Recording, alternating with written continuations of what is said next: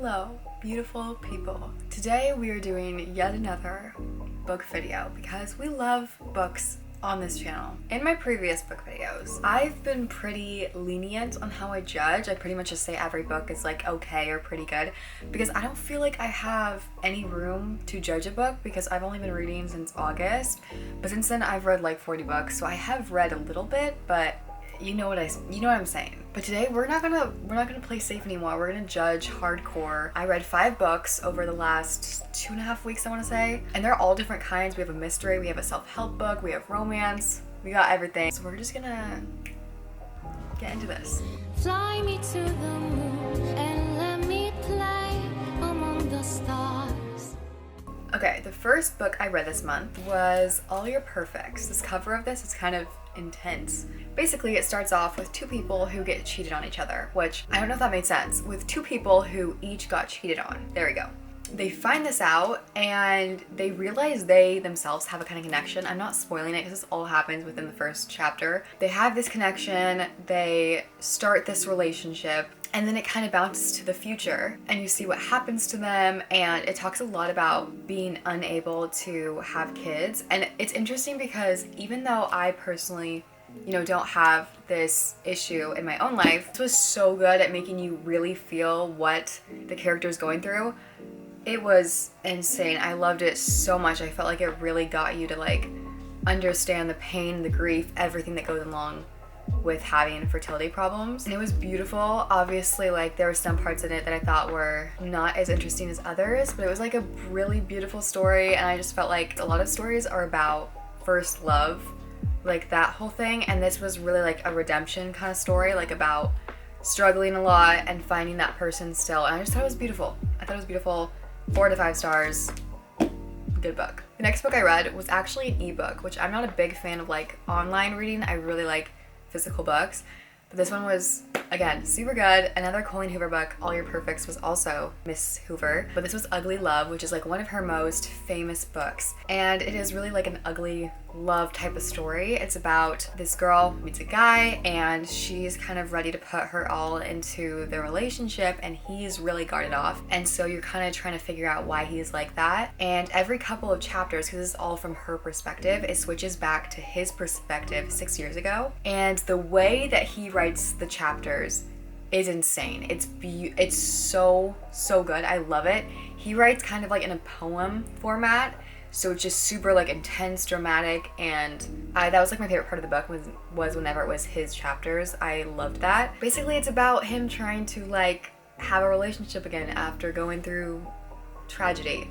Can't explain what the tragedy is because that gives it away, but it's really a beautiful, heartbreaking story. I really enjoyed it. I gave it like a 4.5 out of 5. No, let's give it a 4 out of 5, because there was some boring parts when it was like her chapters, but really good book. I don't know. I liked it. 4 out of 5.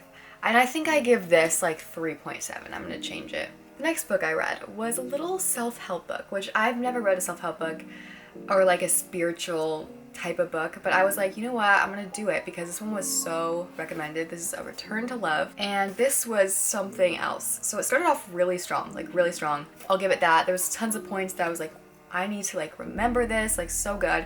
It talked about relationships and career, pretty much the full spectrum of a person's life. And basically the entire book was about a woman who had like a lot of struggles growing up. Like she just never felt like she was doing the right thing. And so she started reading A Course in Miracles. I think it's A Course in Miracles, something like that. And this whole book is basically about what she learned from that series, A Course in Miracles. And so within every paragraph, she kind of credits them as like how she came to this idea. I don't know. What I didn't like about it. So I guess I should say what I did like about it. She had some good eye-opening points. She talked about like everyone wants the perfect person, but if the perfect person did even exist, would they want you? Dang, that's a pretty good point. She talked about like having your heart open and stuff. Super good point, right? But then it gets super wonky and she makes a bunch of bold claims. Another thing I didn't like about it was she used the word God a lot. Like it was definitely like a religious type of book, like the way she talked about God and the Holy Spirit, but she never stuck to like one religion. She kind of talked as if God was just like the universe, which I kind of get that, but also it's like, had a whole section about like people writing letters to their aides to like heal them. Some parts of it I was just like, and then she like repeated herself a lot, and so I actually can't even say, I did not even finish this. I could not finish it because I was just so like annoyed. And usually I really, really try hard to finish every book I read, and this one I could not. So that kind of says something, like a 2 out of 5 stars. Maybe if you read it and someone has like a better insight on it, it'll make me change my mind, but that's kind of what I think about this one.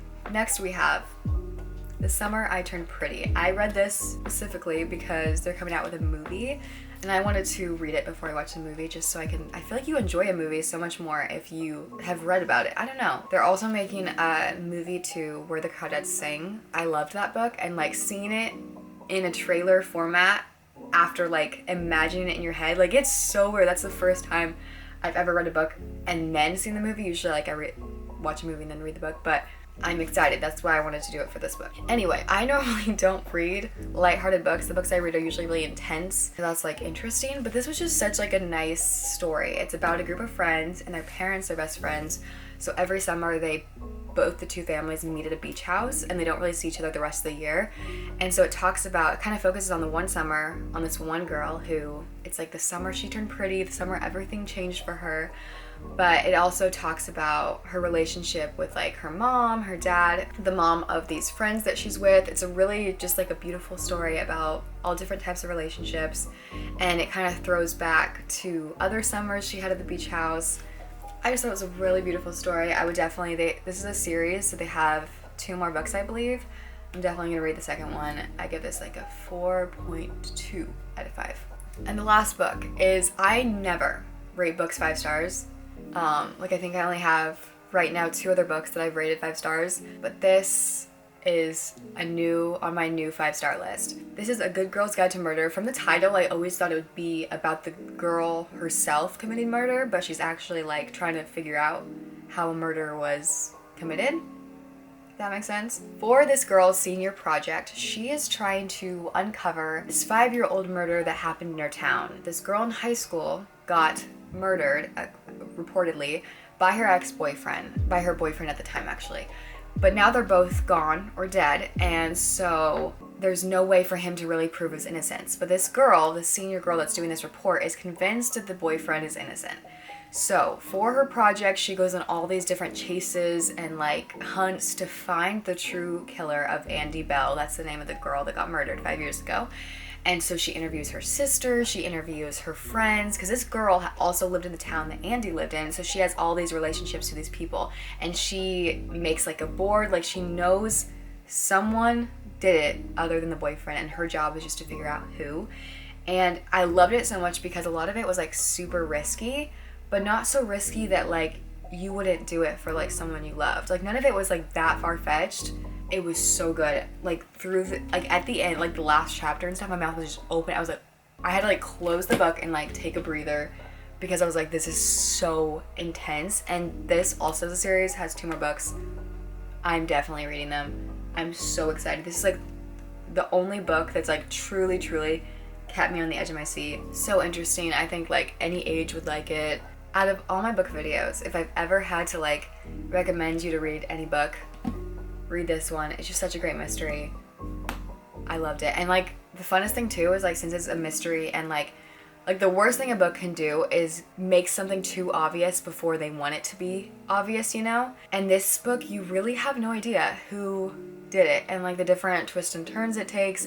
And so I think it's super fun from the beginning to like try to use her knowledge to like make your own assumption and try to figure it out. But still, like I don't know how you could know the end. Like it's so good. So good. Read it. You have to. That is it, guys. Those are the books that I read over these last couple of weeks. Thank you guys so much for watching all my little book videos, and I will see you probably in the next 2 weeks when I read some more books. I will see you guys next time.